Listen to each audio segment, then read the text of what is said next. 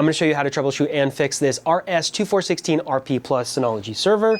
When I power it on, we get some red lights from the driver bays. As well, we do trigger the orange alert lights. Now, the quick fix would be to replace the processor, but before we do that, let's deep dive and figure out why. For those of you who don't know me, my name's Nick. I started Nick's Electronics Repair over a decade ago, and since then we have fixed over 26,000 devices. The first thing I want to do is take a reading on the clock signal line using our oscilloscope. The clock signal, which is used both by the processor and surrounding components, can get affected by degradation from the CPU itself. That clock signal runs through pin 6 of the J2 slot, so I'm going to put my lead there and take a reading. Now, as you can tell, my signal does have a lot of noise.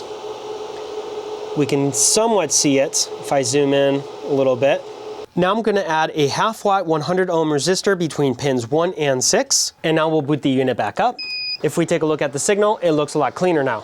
Now we do have an orange status light blinking, but the alert light is no longer being triggered. Now this 100 ohm resistor trick is something that's well known with the Atom C2000 CPUs from Intel. When the clock signal degrades to the point where some of the surrounding components can't detect it properly, we can go ahead and install that 100 ohm resistor to correct that and bring it back within spec. Unfortunately, because this processor is almost 10 years old now, there's been so much degradation that this repair may not last for more than a couple years. So to ensure a long-lasting repair, what we're going to do next is replace the processor entirely. Now this processor is soldered directly down onto the motherboard, so what we're going to have to do is remove all of the connectors and the motherboard from the unit so we can go ahead and install it on our rework machine, where we will be able to desolder and replace that processor. We'll start by disconnecting all of our connectors first. And now we can unscrew the motherboard itself. Because our rework machine is going to go slightly beyond the solder's melting point, we're going to want to remove all of these sensitive devices and of course protect the other ones that we cannot remove. First, we're going to go ahead and remove our RAM. We have one on the top and on the bottom. We'll remove the CMOS battery. Next, the heatsink. I have 2 clips.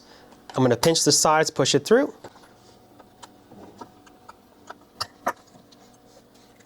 And finally, we have a DOM.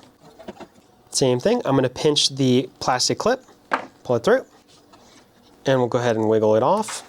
Next, I'm going to want to protect the board with our aluminum tape. The parts we want to protect are some of these capacitors over here and some of the plastic. Now I do believe this plastic is far enough, so this should be good. And finally, we're going to go ahead and clean off the top of the die. There is some residual thermal compound. I'm using isopropyl alcohol and a Q-tip, as well as some elbow grease. Now we are going to be replacing this processor, so it might seem odd for me to remove the thermal compound, but in order for us to grab the chip, we are going to need a clean surface at the top. Now we're ready for the removal process.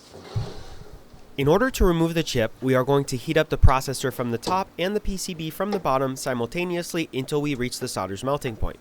We have to do this very carefully in order to avoid thermal shock, as well as damaging nearby components.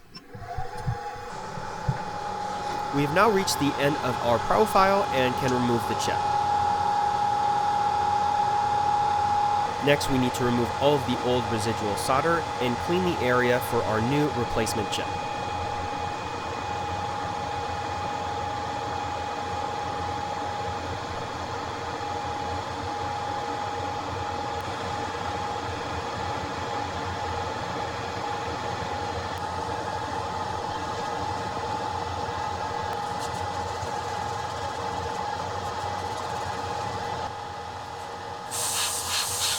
Now we can add some fresh no-clean flux.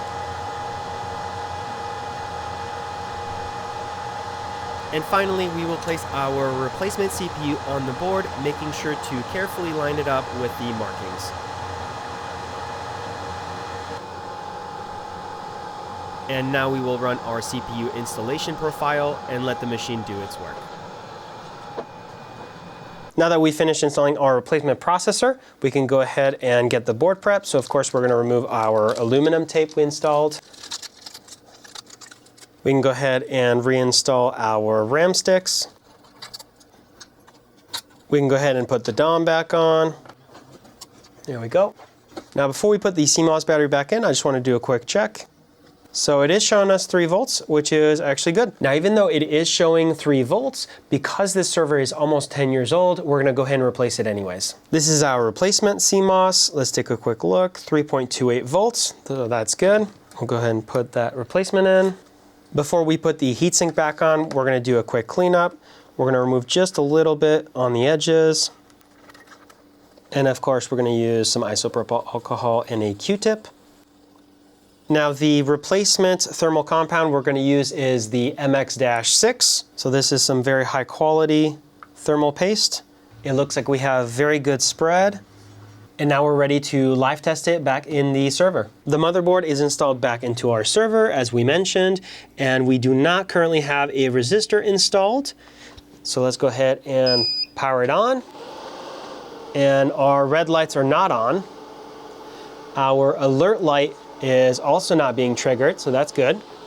And let's take a look at our signal. Okay, and it looks like we have a very clean signal right now. And that, of course, is, like I said, without the resistor. If you're interested in sending in your RS2416RP Plus Synology server in for repair, we offer flat rate services, which of course come with a 1-year warranty. Those are available on our website, linked in the description down below.